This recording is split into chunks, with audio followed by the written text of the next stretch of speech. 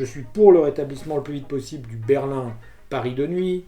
J'ai voté avec l'Assemblée parlementaire franco-allemande que Berlin ne soit plus qu'à 5 heures de train de Paris. C'est fondamental. Depuis le début de mon mandat, et même avant, pendant la campagne, l'environnement, c'était une de mes priorités. J'ai soutenu le gouvernement sur des textes que certains trouvent insuffisants, mais dont moi je pense qu'on peut être assez fier. Le texte sur Egalim, sur l'alimentation, le texte sur les mobilités de la loi LOM, la PPE, la programmation pluriannuelle de l'énergie, qui a eu aussi des débats très intéressants, et puis tous les débats sur les lois de finances, loi de relance, le plan de relance, 36 milliards pour l'environnement, rien que pour l'environnement. C'est quasiment l'équivalent du budget de l'éducation nationale. C'est la première fois que ça arrive. Je défends une écologie et une transition écologique, non pas de l'incantation, je défends une écologie des solutions.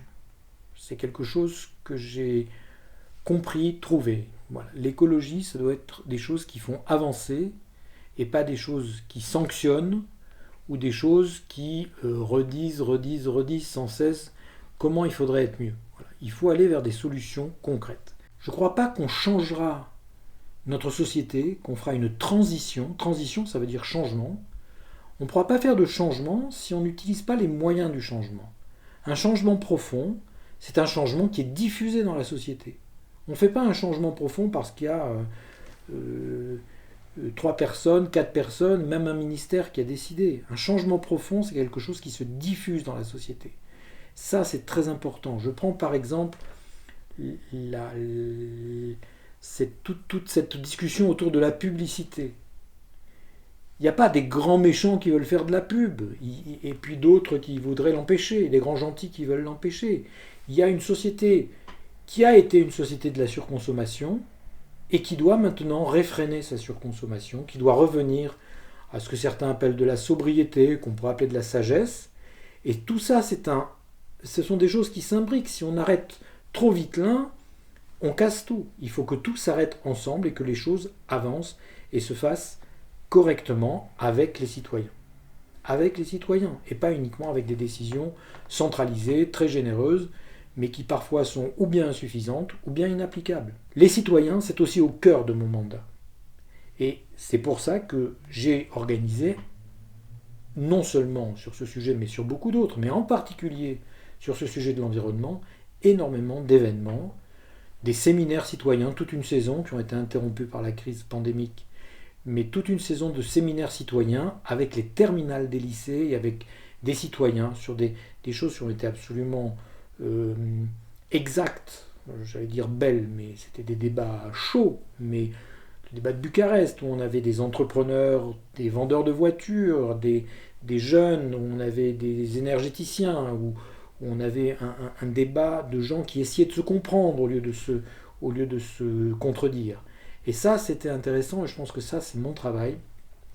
Et nous l'avons fait dans le domaine de l'environnement. J'ai également, parce que je suis persuadé qu'il y a de la ressource parmi les citoyens, j'ai associé sur demande des citoyens à mon rapport sur les changements climatiques et les conflits dans le monde, qui m'a été confié par la Commission des Affaires étrangères. Ils ont apporté, ils ont réfléchi, ils ont débattu, et leur rapport a été intégré au mien. 2 autres sujets qui m'ont beaucoup intéressé, sur lesquels je me suis beaucoup engagé, c'est d'une part le rail en Europe. Vous savez que je suis dans ma circonscription, quand je viens vous voir, je suis très souvent, dès que je peux, je pars en train au lieu de partir en avion. Voilà, le Varsovie-Berlin de nuit qui existe, le Varsovie-Vienne qui existe de nuit. J'ai même fait un Belgrade-Budapest de nuit.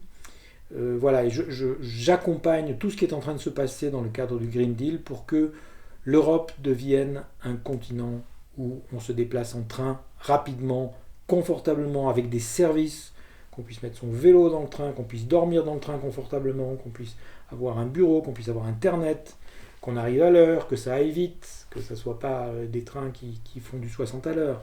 Voilà, tout ça, je travaille là-dessus. Je suis pour le rétablissement le plus vite possible du Berlin-Paris de nuit.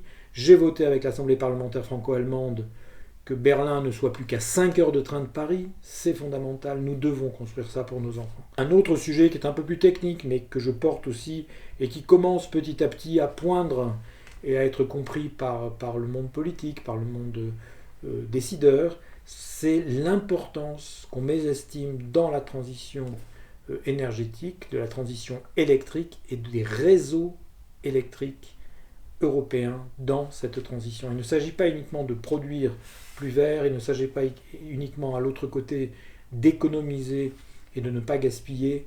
Il faut aussi que tous les citoyens comprennent ce qui se passe dans ces réseaux électriques, parce que c'est ces réseaux électriques qui nous permettent d'être à la fois sobres, ne pas gaspiller, et à la fois sûrs, parce qu'une économie qui se développe, une économie qui répond à des hôpitaux, qui répond aux besoins des hôpitaux, qui répond aux besoins des écoles, qui répond aux besoins des familles, c'est une économie où l'électricité est sûre, elle ne saute pas toutes les 10 minutes. Et bien ça, c'est le travail des réseaux, qui est un travail qui, à mon avis, devrait être beaucoup plus intégré dans la communauté européenne.